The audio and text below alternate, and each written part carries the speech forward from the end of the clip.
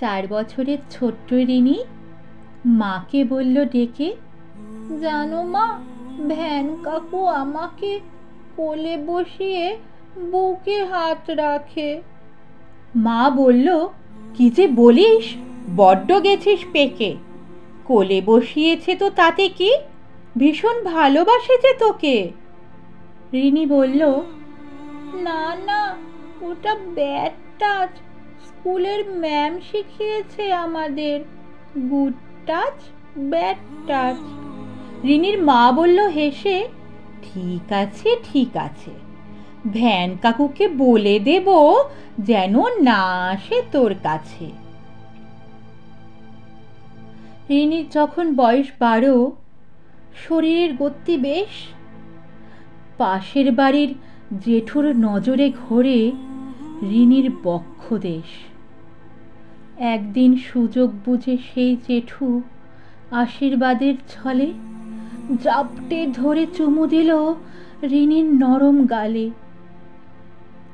জিনিস দেওয়ার নাম করে জেঠু রোজই কেবল ডাকে, মাঝে মাঝে শুধু নয়, এমনটা প্রায় চলতেই থাকে। একদিন রিনি গিয়ে মাকে বলে, মা, পাশের বাড়ির জেঠু কথায় কথায় জাপটে ধরে, চুমু খেতে চায় শুধু। মা বলল, সর্বনাশ, এসব বলতে নেই, সেই ছোট্ট থেকে তুই মানুষ ওই জেঠুর কোলেতেই। রিনির যখন বয়স 15, বাড়িতেই স্যার পড়াতে আসেন।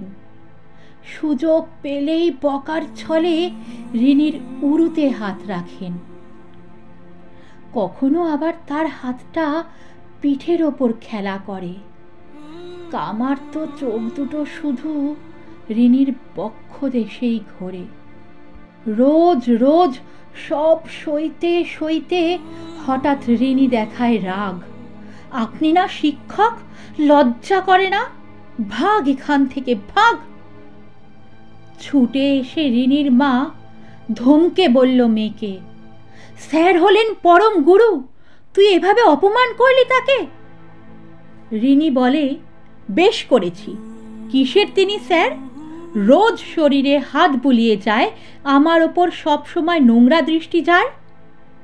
মা বলল, আচ্ছা ঠিক আছে, কাউকে এসব বলিস না, পাড়ার লোকে বদনাম করবে।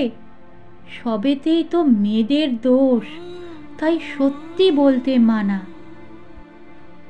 রিনির যখন বয়স 18, রূপ লাবণ্যে ভরা দেহ। কোচিংয়ের স্যার নোংরা ইঙ্গিত করে, যা দেখতে পেল না কেহ। হঠাৎ এক বৃষ্টির সন্ধ্যায় যখন সবাই বাড়ির পথে, স্যারের হুকুম, যাওয়া চলবে না, কিছু কথা আছে তার সাথে। সুযোগ বুঝে স্যার তখন জাপটে ধরে টেনে মুখ গুজে দেয় রিনির নরম গলার কোণে। রিনি বলে, কি করছেন স্যার, ছাড়ুন আমায়, ছাড়ুন, এসব করবেন না প্লিজ, আমার উপর একটু দয়া করুন। গলায় চুমু, ঠোঁটে চুমু, বুকের উপর হাত। ভয়ে রিনির দুরু দুরু বুক, বাড়ছে তখন রাত। মায়ের ফোনটা বেজে উঠতেই সেই দিন রিনি বাঁচল। কোনো রকমে স্যারের নাগাল থেকে দৌড়ে সে পালালো। হাঁফাতে হাঁফাতে বাড়িতে গিয়ে বলল ডেকে মাকে, মাগো, স্যারের কাছে আর যাব না পড়তে, স্যার নষ্ট করে দেবে আমাকে। মা বলল, তোর এসব পড়তে না যাওয়ার ফন্দি, বাজে কথা বললে এবার তোকে ঘরে করে রাখবো বন্দি। রিনি তখন দেখায় মাকে গলায় কামড়ের দাগ। মাগো, এই দেখো, আমি মিথ্যে বলিনি, প্রমাণ দেখেও কি তুমি শুধু আমাকেই দেখাবে রাগ? এবার আঁতকে ওঠে মা, বলেন, এ কি হলো, এ সমাজের একই হাল, কি করে বুঝবো বলতো কে মন্দ কে ভালো?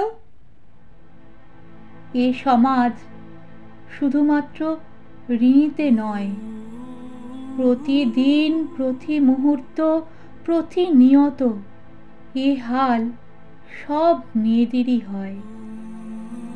তাই বিশ্বাস করুন মেয়েদের কথা, আমাদের প্রতি মুহূর্তে শুধু ভয়, প্রতি মুহূর্তে শুধুমাত্র ভয়।